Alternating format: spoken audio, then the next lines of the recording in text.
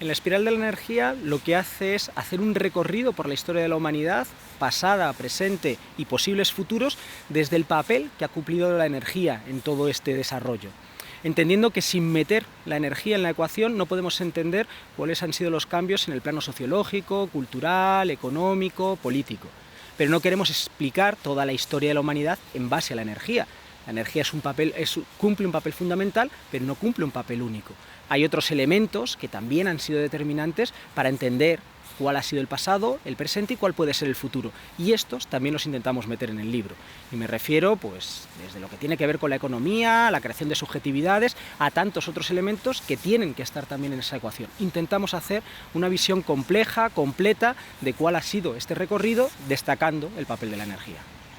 Bueno, ahora mismo estamos viviendo una crisis múltiple y tenemos que entender los múltiples factores que están influyendo para comprender realmente lo que está pasando. Tenemos una crisis económica de amplísimo calado, en la cual el capitalismo pues, se está enfrentando a distintos límites desde el punto de vista simplemente económico.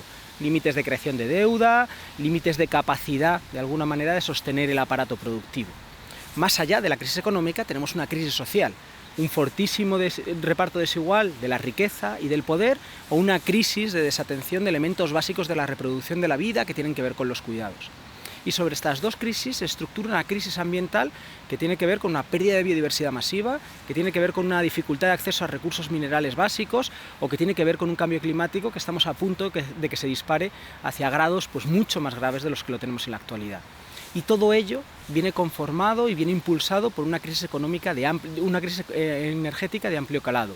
Una crisis que tiene como sustrato que nuestras fuentes energéticas básicas, los combustibles fósiles, que hasta ahora habían sido fáciles de extraer y los habíamos ido extrayendo en cantidades crecientes, ya no son ni fáciles de extraer ni vamos a ser capaces de mantener una extracción creciente, sino todo lo contrario. Cada vez vamos a tener menos y esto va a reconfigurar nuestro orden social, va a reconfigurar nuestro orden económico y va a reconfigurar nuestros parámetros culturales. Bueno, tenemos un futuro que probablemente va a ser mucho más abierto de lo que son ahora mismo nuestras perspectivas en el presente. Mucho más abierto en el sentido de que, por ejemplo, elementos básicos de nuestro sistema económico no se van a poder sostener. Y me refiero a lo que es la globalización capitalista, o me refiero a políticas que tanto se puedan enmarcar dentro del keynesianismo como dentro del neoliberalismo, que sin un crecimiento sostenido, que necesita detrás un consumo sostenido de energía, pues simplemente van a ser inviables. Desde ahí se nos abren los panoramas económicos. Desde el punto de vista de lo que tiene que ver con nuestros formatos de organización en las ciudades o nuestros formatos de organización político en los estados, también va a haber elementos que cambien de forma importante. Nuestras ciudades necesitan la entrada diaria de muchas cantidades de materia y de energía que dependen a su vez de estos flujos energéticos y que bueno, van a ser inviables. Desde ahí vamos a vivir una reconfiguración, un proceso de desurbanización importante. Los estados, en su proceso de centralización, han necesitado también flujos importantes de energía. Bueno, pues probablemente lo que vamos a vivir es una pérdida de la centralidad o de la capacidad de sostener estados centralizados y veremos estados más descentralizados como ha sido la norma en gran parte de la historia de la humanidad. Esto también va a influir desde el punto de vista demográfico. No en vano vivimos pues, sostenidos por un sistema que tras la revolución verde requiere de combustibles fósiles para darnos de alimentar y esto va a estar también en entredicho. De alguna manera lo que vamos a tener por delante no son solamente retos y dificultades, posibles auges de nuevos fascismos o de nuevos autoritarismos, sino a la vez también muchas oportunidades. Oportunidades de que beben de que bueno, nuestro sistema energético va a estar más basado en las renovables, de acceso más universal y desde ahí potencialmente más democráticas, que vamos a tener sociedades más locales y lo local potencialmente nuevamente se gestiona mejor de forma democrática, o que vamos a tener tecnologías más sencillas, más reapropiables por la sociedad y desde ahí que nos den también nuevas oportunidades.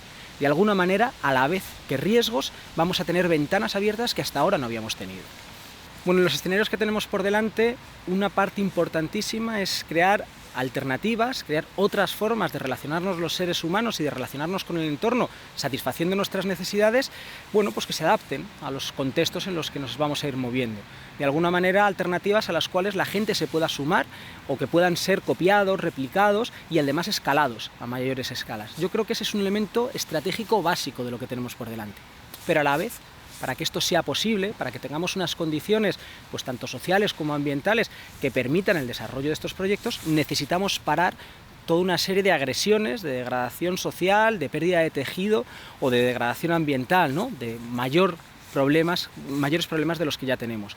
Desde ahí, luchas como la lucha contra el TAV, contra el tren de alta velocidad, es una lucha fundamental porque es un elemento central, pues, de degradación ambiental y de degradación social. Por ello, pues, luchas o alternativas o proyectos como la Chirrincha, ¿no?